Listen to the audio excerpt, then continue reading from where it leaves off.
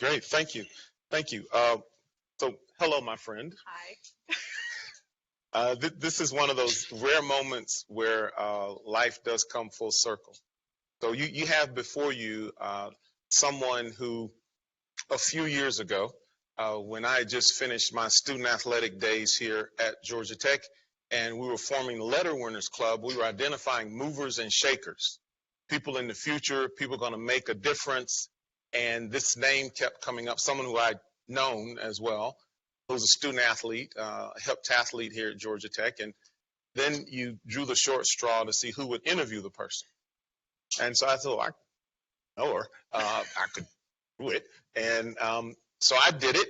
And I remember at the end saying, wow, this person not only is a mover and shaker, but it's going to make a tremendous difference. And I can't wait to see what she does. Right? So you roll the tape, and several weeks ago, I'm having a conversation in LSI, and the conversation got to a point, well, who might interview Laura? And, Dory said, well, Chuck, I think I'd like for you to do it. And I was like, I kind of know her. And so it's one of those deja vu moments, because now I'm kind of going, so what's happened in the world? What's with the life? I followed you from afar. Tremendous, outstanding accomplishments. Early in a professional career, mid-range, this range as well. Innovative. I think you'll be very thoroughly enamored with not only how she answers, but the way she connects the dots and has a level of energy and creativity that's unparalleled. Laura, welcome. Thank you. So good to see you again. Absolutely. I've been chomping at the bits with this. She and I had a conversation a little bit earlier in the week, and it just, the only thing that stopped was just, the teens noticed that it's time to stop. So I'm excited. Of course, we have many things that we could cover, but, the main reason we're here is this outstanding book that you've produced with Stacey Abrams and Heather Cabot as well. And so I'd like to ask you, as you think about this month, right? And we had a little bit of a chat about that. And I've tried to be in line. I've got my purple, green, and white, which is colors for International Women's Month and Day. And March 8th was International Women's Day. And of course, Women's History Month is still going on. When you think about the difference that this piece of work that you and Stacey have done could make, and along with Heather too, who was the main audience that you were thinking about when you produced this book? It's interesting because Stacey and I have been business partners for 17 years. Mm-hmm. And people said sort of like, why now? Why decide to write this book? And quite frankly, when the idea was brought to us, we both replied that we were too busy. We don't have time to write a book. But I think as I look at the world today, I think there's two sort of forces that drove us to write it. One is obviously as we come through the pandemic and hopefully move into more of an endemic stage, there's an interesting dichotomy because on one hand, more businesses are being started than ever before. And that's exciting. But at the same time, there's reports that we are in an entrepreneurship crisis in this country. And those two don't seem to go together. Mm-hmm. But they do, because part of the challenge we have is a large number of the businesses being started are jobs, not businesses. People are either leaving the traditional workforce by choice or involuntarily, being asked to leave. And so they're starting a job. If a large number of those jobs don't scale enough to create other jobs and build a sustainable business beyond the founder, then that could actually be a negative for our economy. So I think, Stacey and I kind of said, oh my gosh, there's so much that we've learned. We were both reluctant entrepreneurs. And so there's so much we've learned navigating the obstacles that were in our way. Now is the time to share them, because if we can help some small percentage of those people that are starting jobs to actually start companies that can scale, that's how you build generational wealth. It's how you build value for the community, and it's how you close the gap between, those with resources and those without. The second reason is that as we look around, and I have a teenager, all the gray hairs go with him. You have everyone's input. That's right. But I think as we look around, we see these forces that are creating this separatist mindset in our community. Sort of, if you're not with me, you're against me, this kind of polarization. And we're the opposite of that. Mm-hmm. And we truly view our differences as our superpower. And I don't want my child to grow up in a world that says you can only be with people that look like you. Mm-hmm. So I just think, even not just economically, but socially, we need to get this message out that says, seek out differences, right? It's uncomfortable, but surround yourself with people that are different from you, because that's where innovation happens. That intersection, that combination of those things.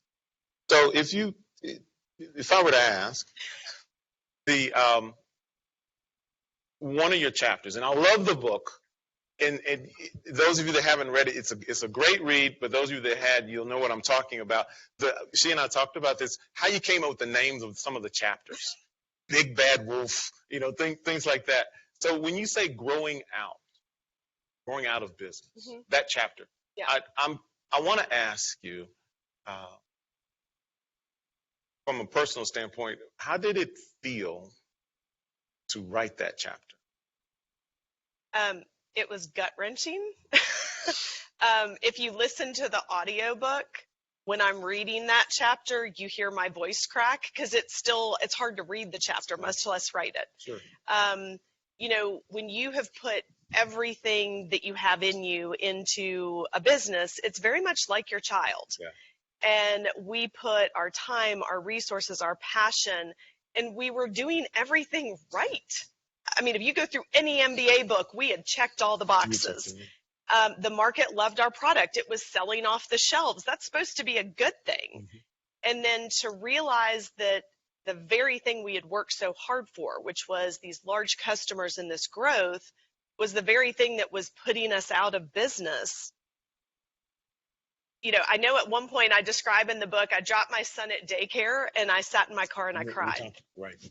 And when you're an entrepreneur and something goes wrong, like everyone says entrepreneurship is lonely. When something goes wrong, your first reaction is, oh my gosh, I messed up. It's always on you. Personalization of it. Absolutely. Right. I understand. So when we started to see the business dying, I thought, oh my gosh, I did it wrong. I made a mistake. I missed a finance class. I must have been sick that day. How did I not know this? That's why for all of you students, you should never skip a class. How did we not know this? And then you realize sometimes it's not you. Sometimes the system is set up with forces that are going to push you in one direction or the other. Unwritten rules sometimes. Yes. Yeah. I mean, in this country and in many countries, it is the quote-unquote cost of doing business is that you deliver your product or service and you wait to get paid. And nobody ever questions that, right? So when people look at Stacy and I, and we started NOWAccount, this finance company, they're like, wait a minute, neither of you are bankers. How did you start this? Mm-hmm. And that's the beautiful thing. If we were bankers, we never would have seen this opportunity because we would know too much. Yep. We didn't know enough to stop you, to not do it. Yeah. And so one of the things that has always been sort of my rally cry, especially with students at Georgia Tech, is you are good at a lot of things, not just your major, not just your area of focus.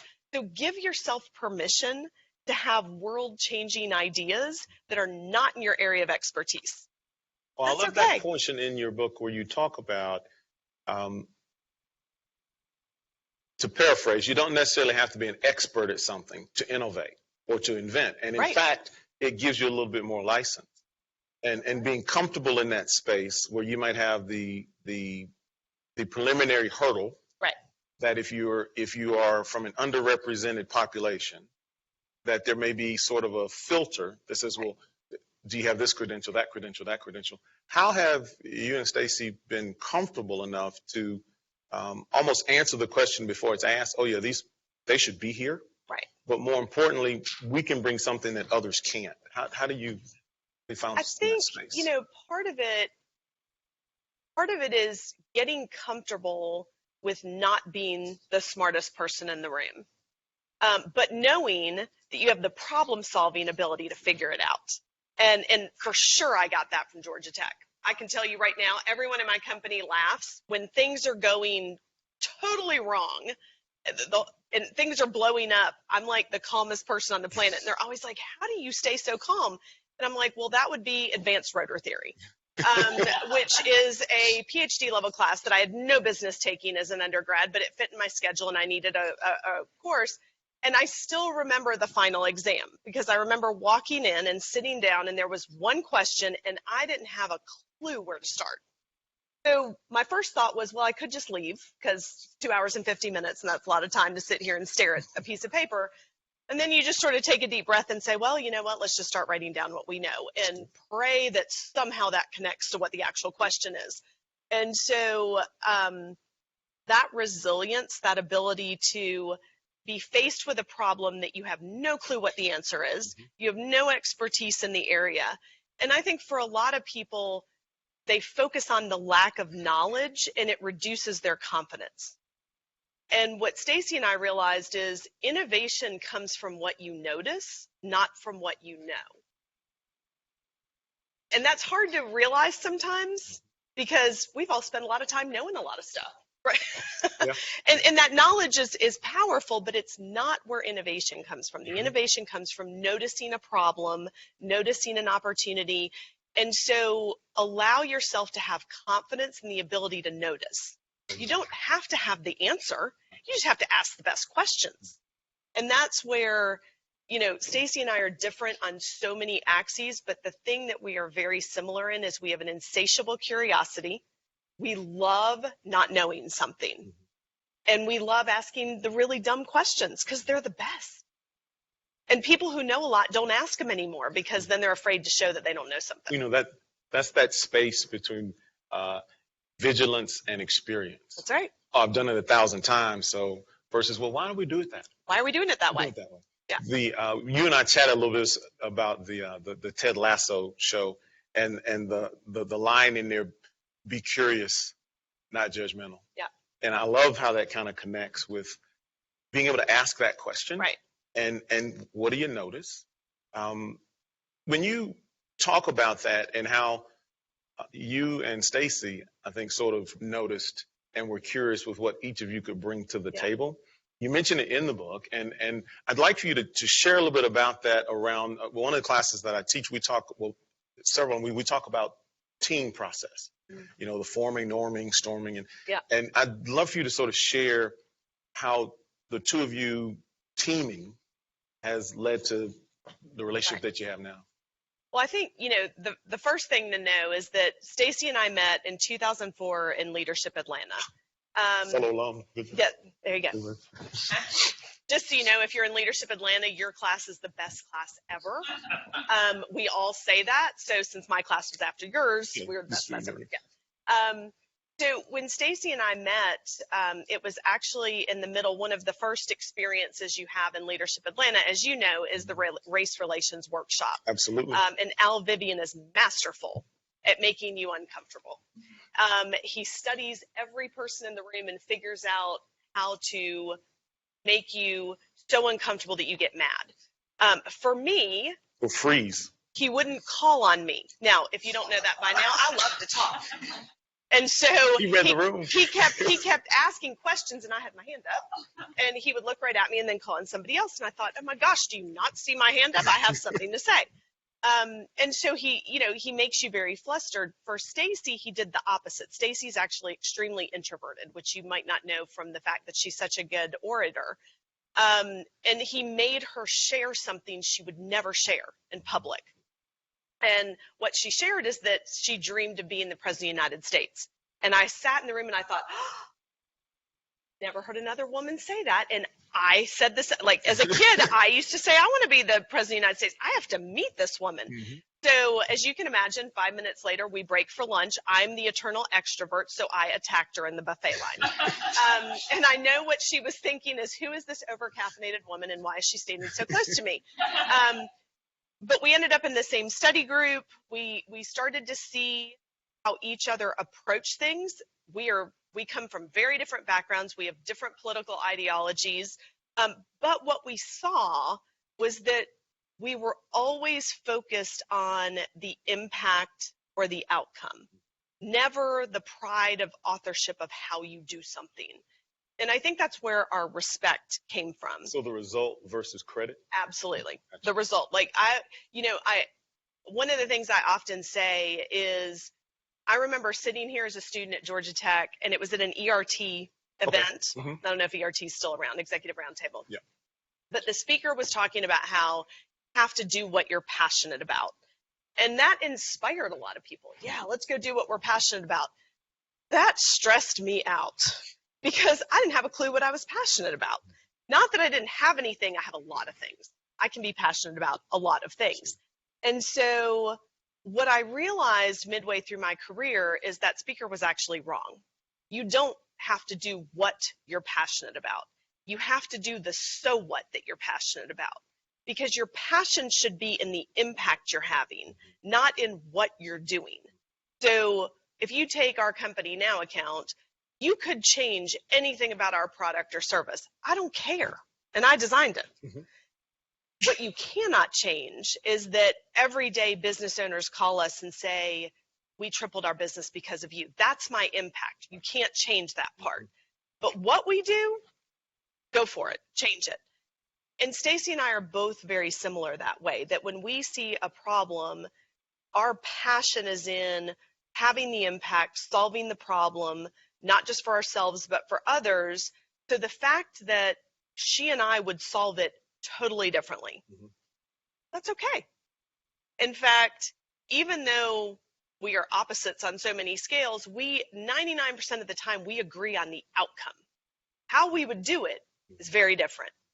And we're okay with that. In fact, we love that. It's like appreciative understanding. Absolutely. But it goes back to your question about curiosity over judgment. Because if you focus on the outcome and you're curious about ways to get there, then there's no reason to judge each other for approaching it differently. There's no reason, because your goal is the outcome. Exactly.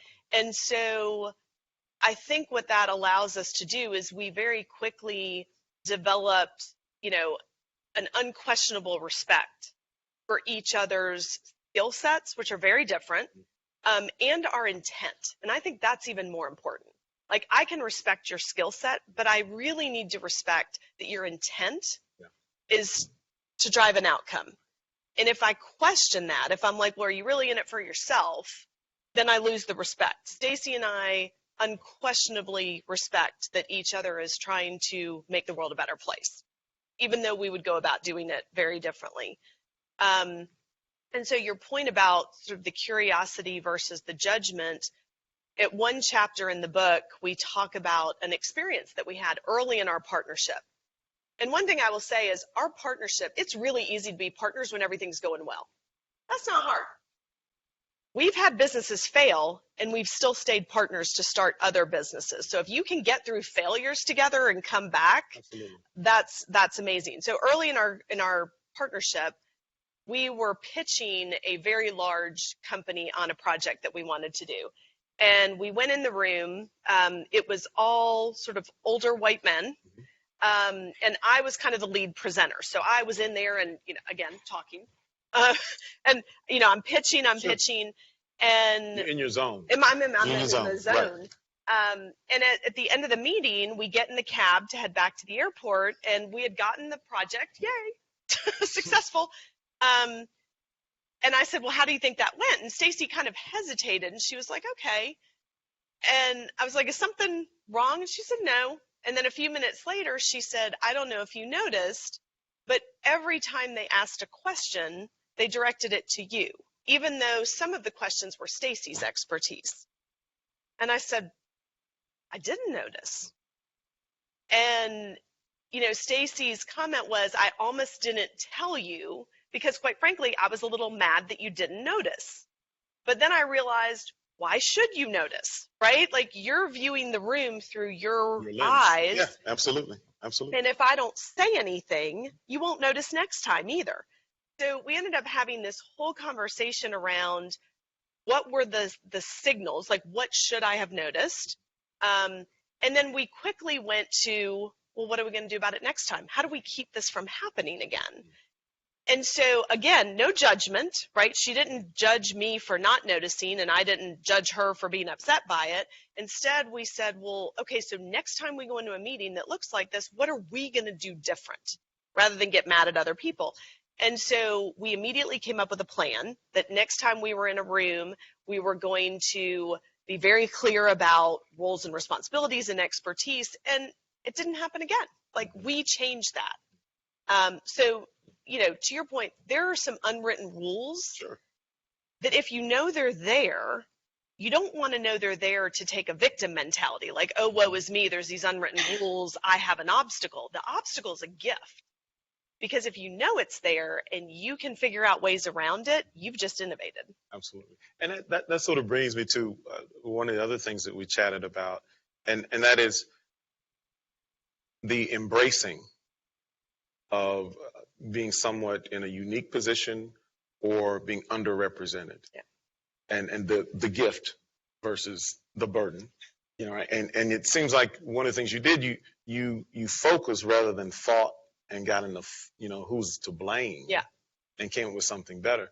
When you are in that space for leaders in roles where you may not see a lot of people in the room that look like you, what are some things that you've drawn from to have that resistance? Is it the class? Is it being a student athlete? Is it sort of, because for those of you that may not know, her history as an aerospace engineer, you may want to share a little bit, but just sort of, is it a compilation of all of those experiences that readied you? Well, and it's interesting because I don't know that I realized I was approaching it differently until well into my career, but I wish I'd known. So lessons for you guys as you're starting. I was speaking at an event several years ago, and the question that was posed was, how did I deal with being one of only 2 women at the time in aerospace engineering, with the challenge of being one of only 2 women? And I started to answer it, and I thought, well, wait a minute. You asked the question in a way that assumes it's a challenge.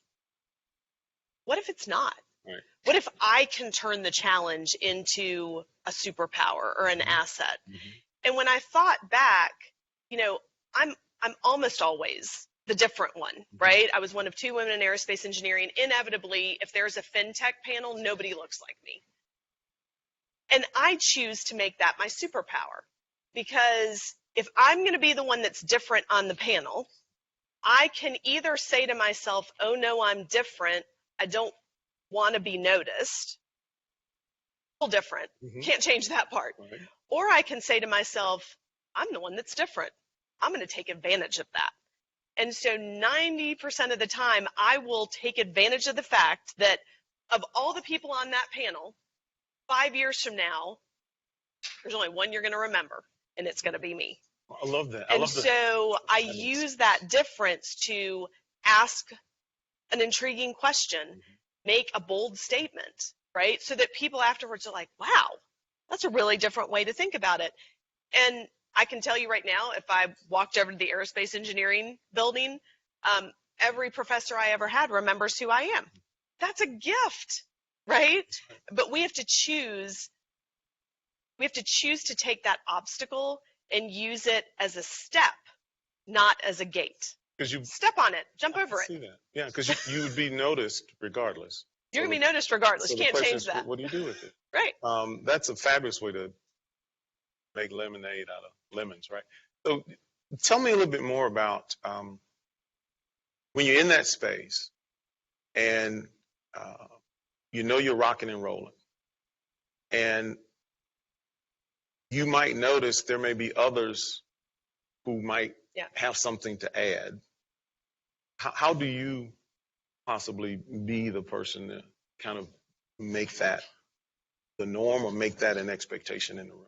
Yeah, it's interesting. One of the things that I think really drew Stacy and I to each other, obviously our curiosity, as I mentioned, but both of us have, I don't know if it's an affliction or an asset, but when we see a problem, we never just solve that problem. That would be easy. Instead, we always say, well, wait a minute, if that's a problem for us, what's the underlying issue that caused the problem so that we can prevent other people from having to deal with it? So we always take a small problem and make it a bigger problem so we can solve it for everybody else. And I think that's just, to be honest, I think that's my engineering systems mindset, that I can't just solve a problem without saying, wait a minute, what are the systems that caused it? How do I solve that? That Georgia Tech impact. Think systemically. That's right. That's right. Question before the question. Right. And so, I think, as you mentioned, there are systemic that work against small businesses in general. There are additional obstacles that work against underrepresented founders and entrepreneurs. And so as we approach those, yes, I can use my own mindset to say, okay, I'm different, I'm going to make that a gift. The question is, how do I make that a gift for others? Because not everybody approaches the obstacle as a gift the first time. And when I think back to it, I didn't either. I mean, it's scary to be the different person in the room. The first time I was different, I was like, oh my gosh. And I think the reason I evolved to viewing that as a gift is because I dealt with the obstacle the first time and it didn't kill me.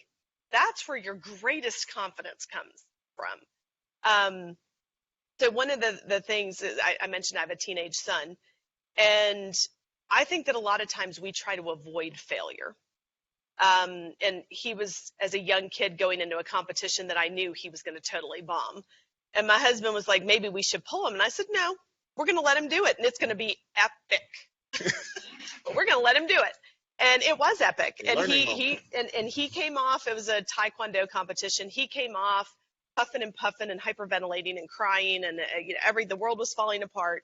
And I just pointed out to him that, he's like, I didn't get a medal. Nope. No, you sure did not. Yeah. But if that's important to you, then you have to practice. But if it's not important to you, that's fine too. Just do it for fun. And so that evening, I noticed him in his playroom very quietly practicing. And the next competition, he came back and eked out a bronze medal. The confidence he got from bombing will stay with him forever. The confidence you get when you win something is fleeting. Because then you got to win next week too. And so I do think that the first time that I found myself one of two women in aerospace engineering, or the only woman on the panel, it was scary. But the greatest thing that happened is, even if I felt like I didn't do my best, the next day the sun came up and I was right back in the game. And that's when I was like, wait a minute. Absolutely. What doesn't kill me is going to make me stronger. And that is true. So look for chances to fail. I know that seems odd because I spent my whole life trying not to fail. Like when I got to Georgia Tech, my mother panicked because I signed up for all these activities, and I would have freaked out if I got a B. You have to appreciate she was a heptathlete here. So not only did she sign up for everything, but she was in an event that was like did everything. There's a common theme. Exactly. There's a common theme here. I have unmedicated ADD.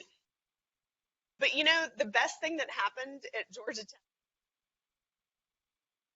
and it didn't matter. My life didn't change. And that was so liberating because I'd spent my whole life trying to avoid the B. Yeah. And finally I got the B, and I probably freaked out for one day. And then I was like, why was I so afraid of that? And so I always say fail fast and fail forward. Look for little ways to fail every day. Because if you can fail quickly, it's not that painful. But if you try to avoid it, it's still going to come, and it's going to be epic. Absolutely. So I want to quickly ask you about that ability that you have where we talked about what's a bit. Yeah. And how you can read that ability to, and it's a very important thing, and she and I talked about networking and relationships. How do you connect? And what's a BIP? If you could share that just from your perspective. So a BIP, by the way, is a basis point for anybody who lives in the world of finance. And I'll tell you the story, and then I'll tell you where I developed that skill, because it's also a Georgia Tech developed skill. So when I had first started NOWAccount, I was invited to be on a panel with all of these financial experts. And I am not a financial expert. Secret, I don't even like finance. I'm an aerospace engineer who happened to go to business school, and I survived finance because of the Barron's Guide to Financial Terms that I had to look through every time an investment banker was speaking. And so the fact that I started a finance company is somewhat interesting because I don't like finance. But I was on this panel, and so once again, looked different than everybody in the room. Not only that, least knowledgeable person on the panel. Everybody else is an expert.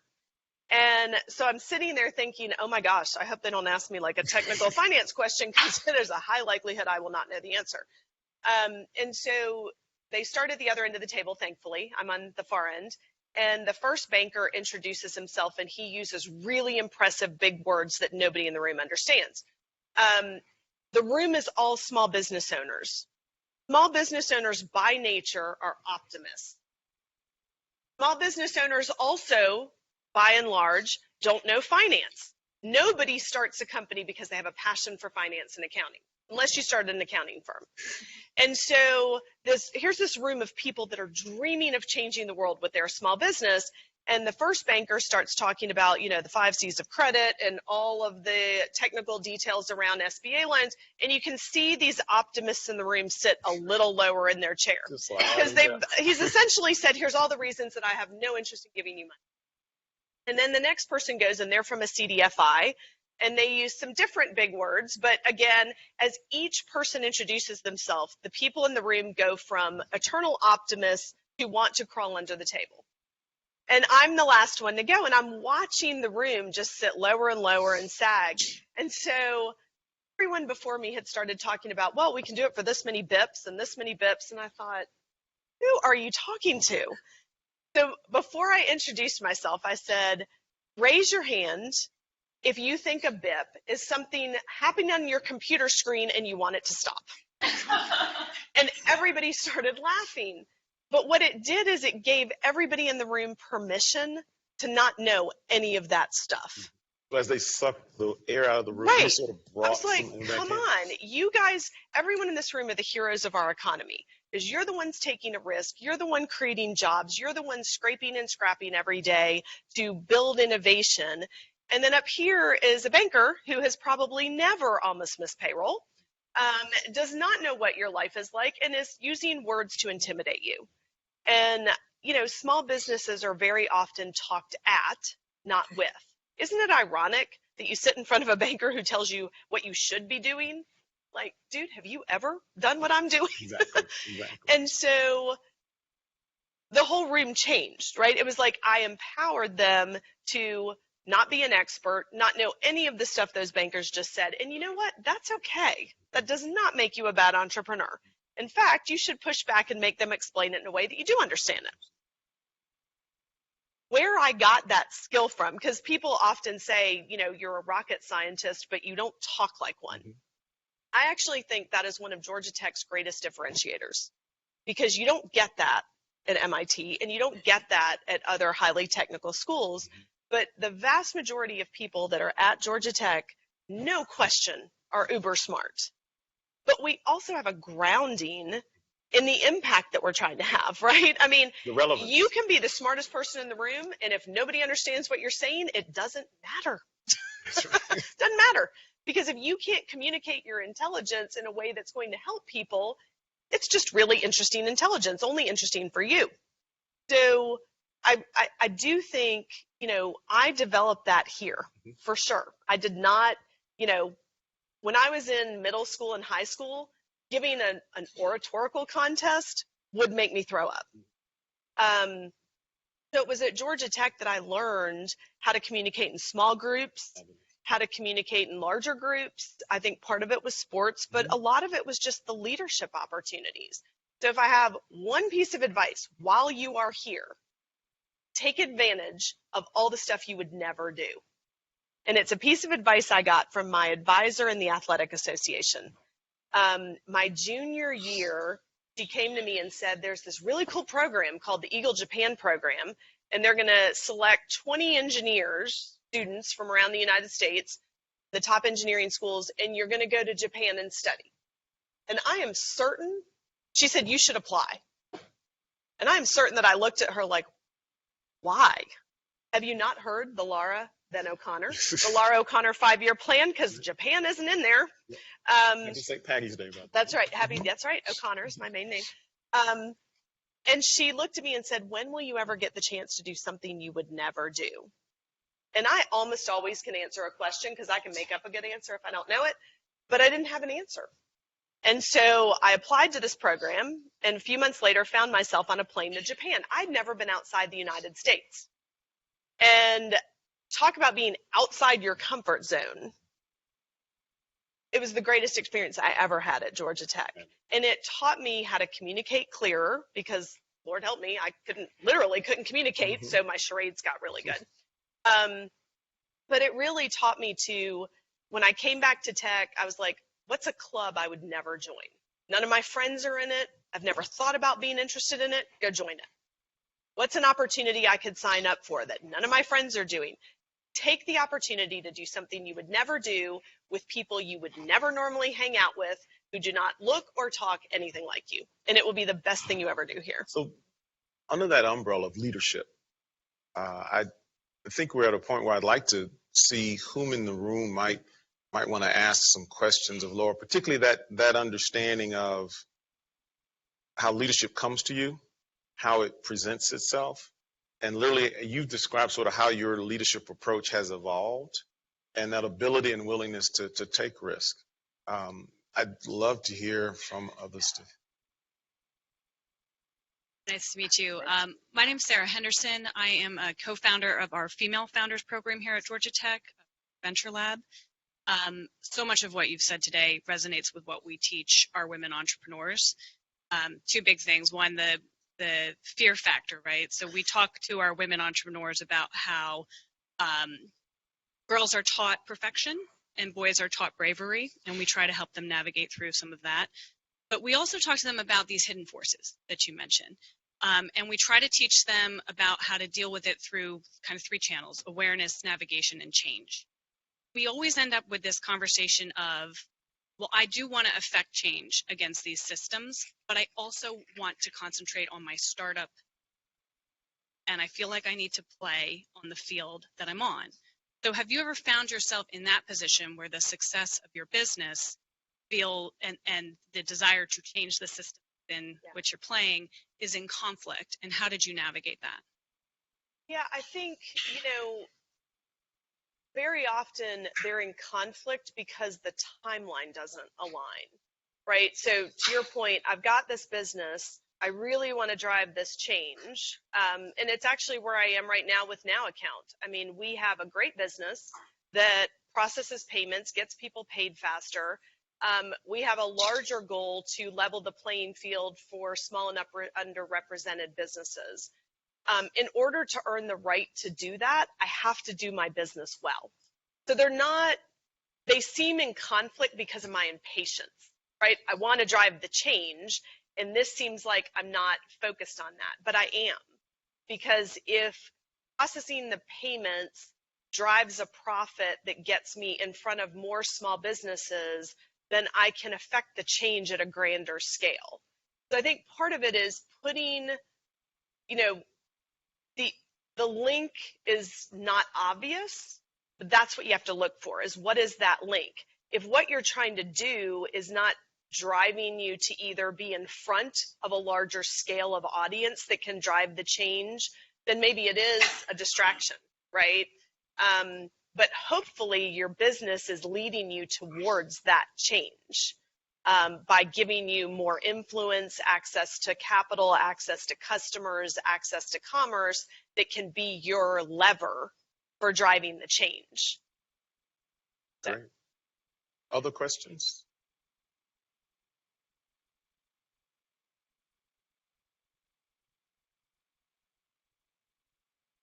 Hi, Lara. My name is Ricky, and I'm a aerospace engineering major who met you at the aerospace engineering school. I'm very interested in business. I didn't get a B. I got multiple C's in my undergraduate Awesome. career, and I still somehow made it to graduate school here, still in aerospace engineering. I wanted to ask you about shifting perspective from I did something wrong to this is a system that I was in, and I'm curious how that shifted for you in your car in that moment, and how you gave yourself perspective and clarity to change that into something that helped you and not hindered you. Yeah. Well, I wish I could say it shifted in the car while I was crying. It didn't. There is an inner voice that I have that after I freaked out and cried for a minute, I was like, no way is this going to be what stops me, right? Like there is that sort of competitive spirit in me that I sort of was like, put on your big girl panties and off we go. But honestly, it was someone else that changed my perspective, and it was one of my suppliers. So, I sat in the car, I cried, then realized that wasn't going to get anybody anywhere. In fact, I hadn't even left the parking lot, so clearly we weren't making progress. And I called my supplier, and I think one of the things that is the greatest thing you could ever do in business is ask for help. And I do think, back to your point about, boys are taught to be brave and girls are taught something different. Bravery is not sucking it up and fixing it yourself. Bravery is asking for help sometimes and just saying, I don't know. I can tell you that 100% of the time that I've ever gone to somebody and said, I don't know the answer, I need help, they've always helped me. They've never hit me over the head with a bat or criticized me. And so in this case, I called my supplier because I couldn't pay them. Like I was calling to apologize that I can't pay you because I'm still waiting to get paid. And when I apologized and said, I need help, he said, well, Laura, everybody has this problem. You should just go get a line of credit or go. And I was like, whoa. Don't finish that sentence. Go back to the beginning. What do you mean everybody has this problem? He said, oh, everybody has working capital issues. And that was my aha. Well, wait a minute. Then it's not me, right? If everybody has this problem, then maybe I didn't mess up. Maybe it is something that other people have. But I think because we're often so embarrassed to admit that we think we did something wrong or we don't know, we don't tell other people. And if we had told them, they would have said, well, I have the same problem. Then you would realize it wasn't you. So like the sooner when you think you have a problem, the sooner you tell somebody about it, the sooner you will realize that A, you're not alone, and B, there's people who might be able to help you. And I do think that, we are taught as we get older and older that what you know is more important than how you think. And by asking for help, you're saying, I don't know something. And we have to get past that, right? Knowing everything is not the most important thing. And that, you see that theme throughout the book. I ask for help a lot in this book, right? So it wasn't just when I was crying because my bottled water company was going to die. In NOWAccount, a couple of years ago, we had a client that stole from us. And it could not have come at a worse time. All of my loans were maturing. It was a perfect storm. And when my CFO came to me and said, I think we have a problem, one of my, other senior folks said, well, no, let's just fix it. Figure out how to fix it. And I was like, nope, not going to do that. I got on a plane the next day to San Francisco to go meet with my investors. And it was the longest flight of my life, because I didn't know what they were going to say. They easily could have said, you messed up, give us the keys to the office and don't let the door hit you on the butt on the way out. They could have easily said that. In fact, I offered that. I went in and I said, I think we have a problem. I hope I'm wrong. I don't know how big it is yet, but I need help figuring it out. And if I'm part of the problem and you need me to leave, I'll leave. But I can also tell you I won't rest until I fix it. And, they said, well, let's figure it out. And so they jumped in. We figured out that it was isolated, not systemic.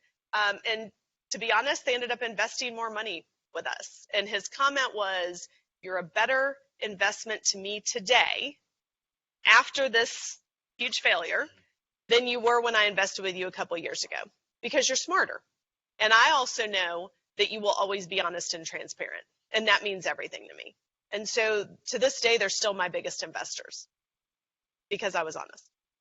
That's a huge bridge. It's still hard to tell that story I appreciate because it's still a failure to me. well, it's a challenge, right? But I think that the whole aspect of running from perfection, but embracing excellence. Yeah. And being able to say, regardless of the situation, I'm going to do my best. Right. And that's what you're going to get. They saw, yeah, we need to invest it. This is the person that makes that happen. And there's a movie, if you've never seen the movie When the Game Stands Tall, I love sports movies.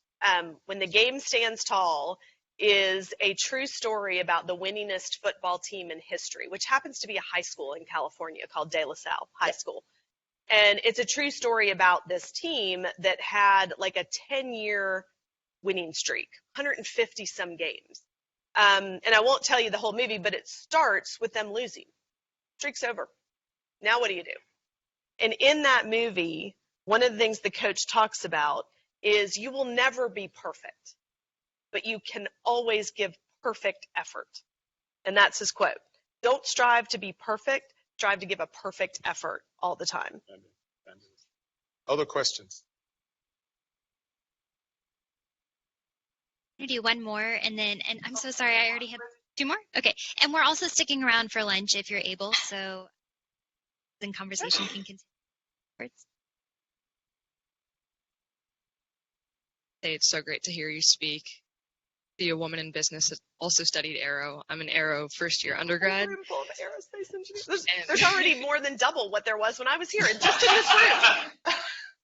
So as someone that just started out in college that's studying engineering but also has a passion for business, I often kind of find it difficult to find a balance with all of the things that I'm involved in and with all my interests and have a really clear line of focus in what I want to have as my end goal in my career and as an entrepreneur. So kind of, how did you go about figuring that out when you were younger, and how did you find clarity in what your goal and ultimate purpose would be? Yeah. So the first thing I'm going to tell you is stop trying to have a perfect view of your end goal, because you can't, and be okay with that, because I absolutely was like you. When I started at Georgia Tech, if you asked me what I was going to do 10 years later, I could tell you, and it sounded awesome. And I know this because every adult I shared it with was like, wow, that's impressive. So I kept saying it. And if I had stayed so focused on hitting that goal, I would never have taken advantage of all the opportunities that came up. There's a lot of things that will be totally opportunistic for you. Take advantage of them. I would never have gone to Japan. Was not on my 5-year plan. And when that person said to me, when will you get the chance to do what you'd never do? I thought, well, here I am all goal focused, and I can tell you exactly what I'm going to be, the first female aerospace engineering professor. That was my goal. I was so bent on that I almost missed some of the most amazing opportunities that came up. So the reality is life is a series of figuring out what you don't want to do. And that's okay. That doesn't make you less focused. It doesn't make you less impressive. You will have opportunities that show up that seem so crazy. Do them. The worst thing that happens is you do it and you don't love it, and you can cross that off the list. Now you have one less thing that you could be doing, right? So you're kind of narrowing in. But when I look at going from aerospace engineering, studying in Japan, I ended up, going to business school at Harvard. That was never on my plan. But then when I came out of business school, I learned about jobs I didn't know existed. I didn't even know what an investment banker did. They don't teach you that in aerospace engineering, right? I thought my options were NASA, Lockheed. The things that I've been able to do in my life is because I was open to new opportunities that I had never considered, and I was willing to give it a chance. And the second thing is I will talk to anybody. Talk to anybody. The person bagging your groceries may be the coolest person you've ever met in your life. And sometimes we just judge people based on, well, you don't have the right title or the right whatever. I'm one of those people, if you sit next to me on an airplane, I hope you don't want to read because you're going to be talking to me. And you will likely come off the plane either becoming a partner of mine, a client of mine, a friend of mine. But you know what? People are fascinating. And you are in a campus with the most fascinating people you will ever meet. So don't miss that because you're so focused on the class I have to take. Don't look for the fastest path to your goal because the coolest, the most fun path looks like spaghetti on a plate. So explore, like try things. All right? I want to talk to you in 3 or 4 years. And your path will change. Thank you. We have one more question, and then we'll head out lobby for lunch. I hate to be the break between lunch, but thanks for sharing your passion with us today and being with us and answering questions and experience. My passion and purpose is the startup ecosystem in Atlanta, and there's a lot of amazing things. It's electric right now. There's a lot more companies that are staying, which is fantastic. That's going on here. Yeah. There's still gaps. It's not the Valley, which is great because I feel like it's much more diverse and much more opportunistic. But what are some of the gaps, areas that somebody who wants to get more involved in help, where they can focus? Is it capital? Is it mentorship? Is it experience? Yeah. So, years ago, Michael Porter from Harvard Business School did an assessment of Atlanta. And I think his conclusion was something you just said, we have all the right pieces. The system isn't running yet, right? The pieces are all there and we have to stitch them together. I think there's 2 things that could change everything. And one of them we're already starting to see. Number 1 is density. So we talk about the Valley. One of the things we don't realize is most of the magic happens not through organized efforts. So in Atlanta, we're very spread out, right? There's like a node down here, and then there's the node at Tech Village in Buckhead, and there's a node up in Peachtree Center, but you don't mix with those people unless you get in your car. In the Valley, I'm going to bump into you in line at the coffee shop, and we're apt to start talking, and that's where innovation happens, right? Innovation happens not when you plan for it. It doesn't happen at networking events. It doesn't happen when you're in a formal setting. It happens in the most unexpected places.